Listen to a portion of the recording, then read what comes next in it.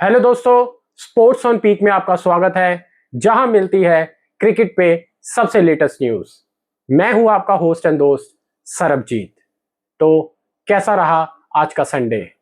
था ना ये सुपर संडे, जिसमें दो धमाकेदार मैच खेले गए। पहला मैच हुआ दिल्ली वर्सेस हैदराबाद और दूसरा मैच हुआ राजस्थान वर्सेस चेन्नई। देखिए, पहला मैच भी दिल्ली की होम ग्राउंड पे हुआ और होम टीम ही उस मैच की विनर बनी, और दूसरा मैच भी राजस्थान रॉयल्स के होम ग्राउंड पे हुआ और वहां भी राजस्थान जीता। तो जैसे मैंने कहा कि पहला मैच खेला गया था डीसी वर्सेस एसआरएच। देखिए, इस मैच से बहुत उम्मीदें थी कि एक रन फीस्ट मैच रहेगा, जिसमें जो भी पहली टीम बल्लेबाजी करेगी वो कम से कम 200 सवा 200 का टारगेट जरूर सेट करेगी। हुआ ये कि हैदराबाद के कैप्टन ने टॉस जीता और पहले बल्लेबाजी करने का फैसला किया। देखिए, पहले बल्लेबाजी करने का फैसला तो एक बहुत ही दलेर कैप्टन करता है, खासकर वहां पे जहां पे एक रन फीस्ट ग्राउंड हो।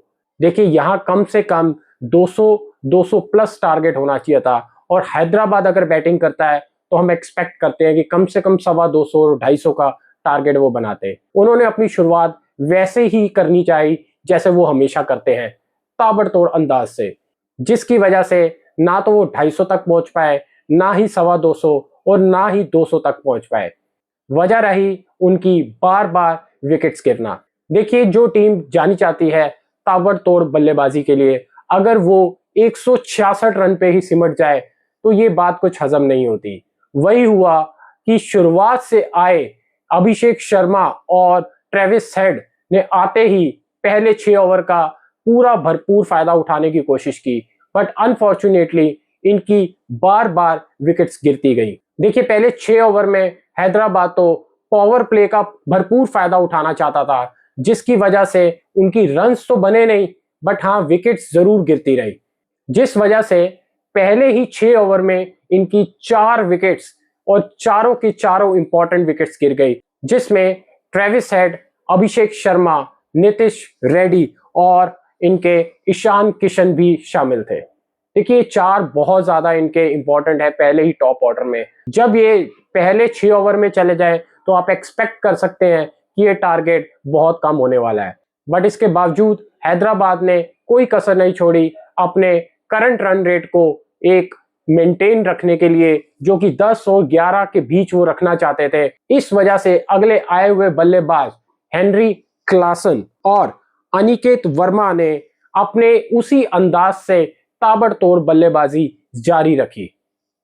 देखिए, हेनरी क्लासन ने 32 रन बनाए 19 गेंदों पे, अनिकेत वर्मा ने 74 रन बनाए 31 गेंदों पे, जिसमें 6 मैसिव सिक्सेस भी इंक्लूडेड हैं। देखिए, हैदराबाद की भले ही विकेट्स जाती रहे, पर ये अपना तेज खेलने का अंदाज नहीं छोड़ते।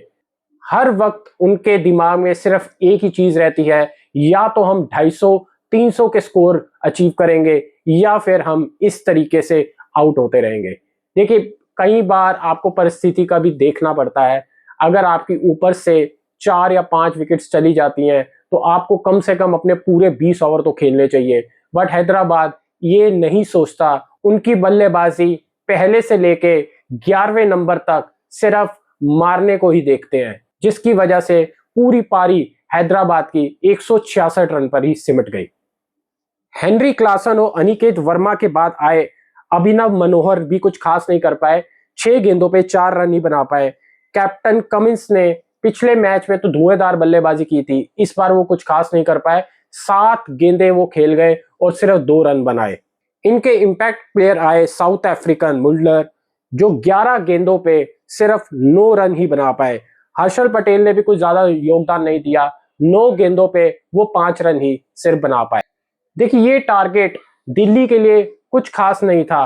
अगर हाँ, इस मैच पे कोई मोड़ आ सकता था तो वो ये था कि पहले 6 ओवर में कुछ अच्छी बॉलिंग कराता, 2 या 3 विकेट्स लेता, तब मैच में कुछ रोमांचक मोड़ भी आता।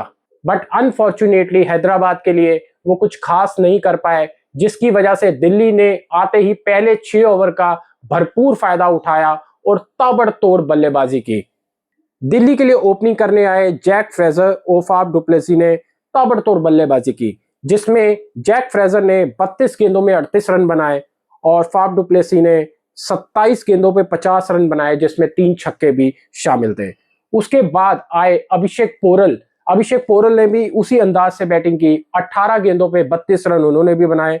हालांकि वहां तक तो मैच ही खत्म हो चुका था जब केएल राहुल की बैटिंग आई। केएल राहुल भी अपने आक्रामक तौर पे ही बैटिंग करने के लिए आए थे। उन्होंने भी 5 गेंदों पे 15 रन बनाए, जिसमें से पहली 4 गेंदों में वो 15 रन बना चुके थे और 5वें पे वो बोल्ड हो गए।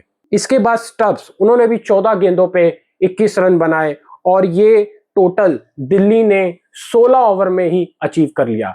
देखिए, मेरे हिसाब से ये टारगेट बहुत ही कम था, खासकर ऐसी पिच पे जहां कम से कम 200 सवा 200 का टारगेट देना चाहिए था। बट हैदराबाद ने अपनी आक्रामक बल्लेबाजी की वजह से 166 रन ही बनाए, जिसमें उनकी विकेट्स बार बार गिरती रही और ये मैच दिल्ली 7 विकेटों से जीत गया और 4 ओवर पहले ही ये मैच खत्म हो गया। मुझे तो ये मैच वन साइडेड लगा, जिसमें दिल्ली ने अपनी लगातार दूसरी जीत हासिल की है और टेबल के फर्स्ट 2 पोजीशन में आ चुका है।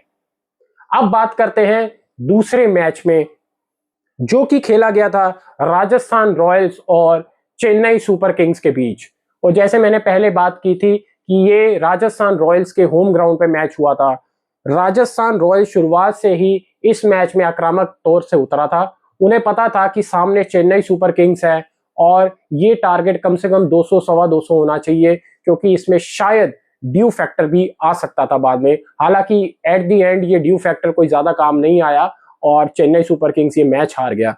राजस्थान रॉयल्स ने पहले बल्लेबाजी करते हुए यशस्वी जायसवाल की पहली विकेट खोई, जो कि 4 रन पे आउट हो गए अपनी 3 गेंदों में। उसके बाद आए नीतीश राणा। नीतीश राणा और संजू सैमसन ने एक अच्छी पारी खेली, जिसमें अगले बल्लेबाज आउट हुए संजू सैमसन ने 16 गेंदों पर 21 रन बनाए। फिर उसके बाद कैप्टन रियान पराग। देखिए, एक्सपेक्टेड था कि रियान पराग ये बहुत अच्छी पारी खेले, क्योंकि वो बहुत टाइम से ड्यू चल रही थी, इसलिए उन्होंने अच्छी बल्लेबाजी की और कुछ आक्रामक शॉट्स लगाए, जिसमें 2 छक्के भी शामिल है। उन्होंने 28 गेंदों पे 37 रन बनाए। बट मेन मैन जो इनकी जीत में सबसे बड़ा योगदान रहा, वो रहा नीतीश राणा का। नीतीश राणा ने क्या बल्लेबाजी की है। 36 गेंदों में 81 रन बनाए और उनका स्ट्राइक रेट था सवा 200 का। देखिए, नीतीश राणा की पारी भी बहुत टाइम से ड्यू थी। ये पहले केकेआर के लिए खेलते थे, बट जब से ये राजस्थान रॉयल्स में आए हैं, इन्होंने पहले 2 मैचेस में कुछ खास नहीं किया था। अपने इस मैच में इन्हें बहुत कुछ करना था, इसीलिए जब से वो आए थे वो तब से ही आक्रामक क्रिकेट खेल रहे थे। इस वजह से उनका जो स्कोर रहा वो 81 रन का रहा। हालांकि वो अपनी सेंचुरी मिस कर गए, पर नीतीश राणा का ये कहना है कि मेरी सेंचुरी की ज्यादा जरूरत नहीं थी, ये 81 रन मेरी टीम के जीत के लिए ही काफी है। उसके बाद आए बल्लेबाज, चाहे वो ध्रुव जुरेल हो, हसरंगा हो, हिटमायर हो या जोफ्रा आर्चर हो, ये भी कुछ खास नहीं कर पाए। बट जैसे मैंने कहा कि नीतीश राणा की और रियान पराग की बल्लेबाजी की वजह से राजस्थान ने एक कम्पिटेटिव टारगेट लगाया 182 का, जो कि इतना आसान नहीं रहने वाला था चेन्नई सुपर किंग्स के लिए। और अगर हम बात करें गेंदबाजी की चेन्नई की, तो गेंदबाजी में खलील अहमद ने 4 ओवर कराए। देखिए, खलील अहमद चेन्नई के लिए बहुत अच्छी बॉलिंग कर रहे हैं। उन्होंने अपने 4 ओवर में सिर्फ 38 रन दिए और 2 विकेट्स लिए। जेमी ओवर्टन ने कुछ खास नहीं किया, वो अपने 2 ओवर में 30 रन देके खासा महंगे साबित हुए। आर अश्विन ने भी कुछ ज्यादा रन दे दिए, अपने 4 ओवर में 46 रन देके वो एक ही विकेट दे ले पाए, जिसमें उनके पहले ओवर में उन्हें 15 से 17 रन पड़ गए थे। वहीं से अश्विन का मोराल डाउन हो गया था। हालांकि अश्विन ने अच्छा कमबैक भी किया, एक विकेट भी ली, बट फिर भी अपने 4 ओवर में वो 46 रन दिए। नूर अहमद ने भी अपने 4 ओवर में 28 रन दिए और 2 विकेट्स ली।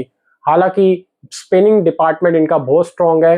नूर अहमद ने एक बहुत अच्छी बॉलिंग कराई महेश पथिराना के साथ। महेश पथिराना एक श्रीलंकन फास्ट बॉलर है। देखिए, ये डेप्थ बॉलर है और बहुत अच्छी यॉर्कर्स भी मारते हैं, पर इसके बावजूद ये राजस्थान को ज्यादा रेस्ट्रिक्ट नहीं कर पाए। अपने 4 ओवर में इन्होंने भी 28 रन दिए और 2 विकेट ली। अगर हम बात करें चेन्नई सुपर किंग्स की, तो चेन्नई सुपर किंग्स की शुरुआत अच्छी नहीं रही। पहले ही ओवर में शून्य पर रचिन रविंद्रा की विकेट चली गई और वो शिकार बने जोफ्रा आर्चर के। जोफ्रा आर्चर क्या गेंदबाजी की है। देखिए, ये एक्सपेक्टेड था कि जोफ्रा आर्चर जो एक प्रीमियम फास्ट बॉलर है, इनसे एक या दो मैचेस खराब होने के बाद हम यही उपेक्षा करते हैं कि ये बहुत अच्छा स्पेल डालें, और वही हुआ। इन्होंने अपना पहला ओवर मेडन डाला और एक विकेट भी लिया। जोफ्रा आर्चर ने अपने 3 ओवर में केवल 13 रन दिए और एक विकेट ली। इनके साथ तुषार देशपांडे ने कुछ खास नहीं कर पाए। उन्होंने अपने 4 ओवर में 45 रन दिए और कोई भी विकेट नहीं ले पाए। संदीप शर्मा भी कुछ खास नहीं कर पाए। उन्होंने भी 4 ओवर में 42 रन देके एक विकेट लिया। हालांकि उन्होंने आखिरी ओवर बहुत बेहतरीन डाला, जिसमें उन्हें 20 रन डिफेंड करने थे महेंद्र सिंह धोनी के सामने, जो कि उन्होंने पहली बॉल तो वाइड डाली, अगली बॉल पर उन्होंने महेंद्र सिंह धोनी का विकेट लिया और ये मैच वहीं समाप्त हो गया था। जैसे कि हम चेन्नई की बैटिंग पे बात कर रहे थे, राहुल त्रिपाठी और ऋतुराज गायकवाड़ ने एक अच्छी साझेदारी तो निभाई, बट ये मैच को खत्म नहीं कर पाए। राहुल त्रिपाठी ने अपने 19 गेंदों में 23 रन बनाए, जिसमें एक छक्का और 3 चौके शामिल हैं। ऋतुराज गायकवाड़, देखिए, उन्होंने एक कैप्टन नॉक खेला, जिसमें 44 गेंदों पे उन्होंने 63 रन बनाए, जिसमें 7 चौके और एक छक्का शामिल है। बट अंत तक वो मैच को खत्म नहीं कर पाए। उसके बाद आए शिवम दुबे।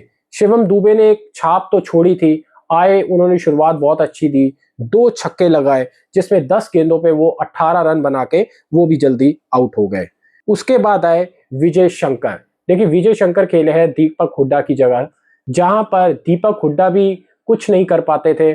ना उनसे बैटिंग हो रही थी, ना उनसे बॉलिंग हो रही थी। वही हाल विजय शंकर का भी है। हालांकि इनकी लास्ट ईयर की टीम जो जीटी थी, जिसमें ये अच्छा परफॉर्म कर रहे थे, बट उन्होंने विजय शंकर को रिलीज किया और वो आए चेन्नई सुपर किंग्स में। यहाँ भी वो कुछ खास नहीं कर पाए। उन्होंने अपनी 6 गेंदों पे 9 रन बनाए और वो भी जल्दी चलते बने। इसके बाद आए रविंद्र जडेजा। देखिए, रविंद्र जडेजा से एक्सपेक्टेड था कि एक अच्छी पारी खेल सकते हैं। देखिए, ग्राउंड भी अच्छे से जानते हैं और स्पिनर्स को भी ये खूब अच्छा खेल सकते हैं। तो उन्होंने 22 गेंदों पे 32 रन बनाए, जिसमें 2 चौके और एक छक्का भी शामिल था। फिर आते हैं महेंद्र सिंह धोनी। देखिए, महेंद्र सिंह धोनी हमेशा उस पोजीशन पे आते हैं जहां उन्हें ताबड़तोड़ बैटिंग ही करनी होती है। या तो आखिरी के 3-4 ओवरों में आएंगे जहां पे उन्हें 40-50 रन चाहिए होते हैं, या फिर वो तकरीबन मैच जहां खत्म हो चुका होता है, 5 या 10 रन पड़े होते हैं, तब आते हैं। इस बार वो आखिरी के 4 ओवरों में आए जहां पर चेन्नई सुपर किंग्स को 55 रन चाहिए थे। देखिए, 55 रन इतने ज्यादा तो नहीं थे, पर हाँ, इतने कम भी नहीं थे एक राजस्थान जैसी बॉलिंग लाइनअप के सामने। उन्होंने कोशिश तो की, जिसमें एक छक्का और एक चौका भी मारा, but unfortunately Chennai super Kings के लिए वो भी इस मैच में कुछ खास नहीं कर पाए और चेन्नई की उम्मीदें उनके आउट होते ही 20वें ओवर की पहली गेंद पे ही खत्म हो चुके थे। अगर हम बात करें इस मैच के ऊपर, तो ये मैच पहले मैच की तरह वन साइडेड नहीं रहा। ये आखिरी ओवर, आखिरी बॉल तक सीमित था, जहां पर राजस्थान रॉयल्स ने ये मैच 6 रन से जीत लिया। तो आज का दिन आपका कैसा रहा? एज एक्सपेक्टेड ये सुपर संडे था, जिसमें 2 मैचेस होने थे। एक्सपेक्टेड तो ये था कि पहला मैच भी रोमांचक हो, पर वो नहीं हो पाया। दूसरे मैच में उसकी कसर पूरी हो गई, जो हमें Chennai super Kings versus Rajasthan Royals में देखने को मिला। आपको ये दोनों मैचेस कैसे लगे? अपने अपने कमेंट्स बॉक्स में जरूर छोड़िए। वीडियो को लाइक कीजिए, शेयर कीजिए, और हाँ, अभी तक अगर आपने इस चैनल को सब्सक्राइब नहीं किया है तो प्लीज इसे सब्सक्राइब कीजिए और हमारी फैमिली का पार्ट बनिए। मिलते हैं फिर कल के मैच में। कल एक ही मैच खेला जाएगा शाम को 7:30 बजे, तो मिलते हैं मैच से पहले। Thank you so much for watching.